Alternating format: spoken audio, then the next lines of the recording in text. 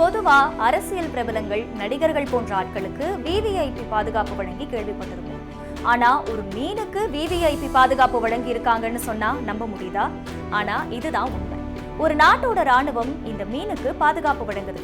17 போர்க்கப்பல்கள், ட்ரோன்கள், ஹெலிகாப்டர்கள்னு பெரிய அளவுல பாதுகாப்பு வழங்கப்படுது.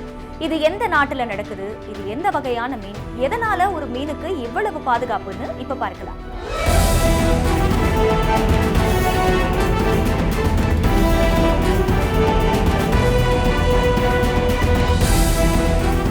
வங்கதேசத்தின் தேசிய சின்னமான மீன் ஹில்சா. இது பார்க்க வெள்ளி நிறத்துல பளபளப்பாவும் சுவையாவும் இருக்கும். அப்பகுதி மக்கள் இத கடல் ராணின்னு அழைக்கிறாங்க.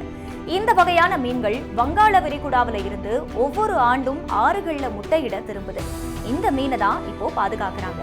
2025 அக்டோபர்ல தொடங்கிய மதர் எலிஷ் கன்சர்வேஷன் ஆபரேஷன் நடவடிக்கை கீழ 17 போர்க்கப்பல்கள், ரோந்து படகுகள், நவீன கடற்படை விமானங்கள் இந்த மீனுக்காக நிறுத்தப்பட்டிருக்கு.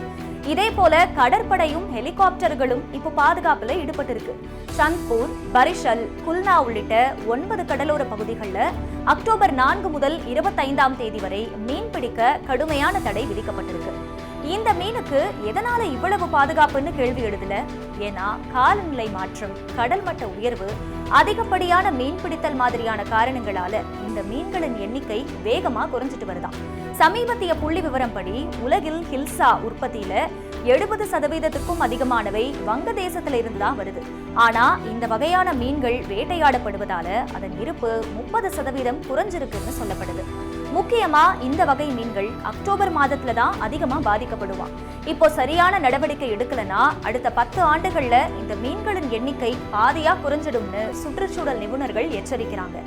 இதனாலதான் உள்நாட்டு மற்றும் வெளிநாட்டு மீனவர்கள் கடலுக்குள் நுழைவதை தடுக்க போர்க்கப்பல்கள் மற்றும் அதிநவீன கடல்சார் ரோந்து விமானங்கள் 24 மணி நேரமும் கண்காணிப்பை மேற்கொண்டு வருவதா வங்கதேச ராணுவத்தின் இன்டர் சர்வீஸ் பப்ளிக் ரிலேஷன்ஸ் தரப்புல சொல்லப்பட்டிருக்கு.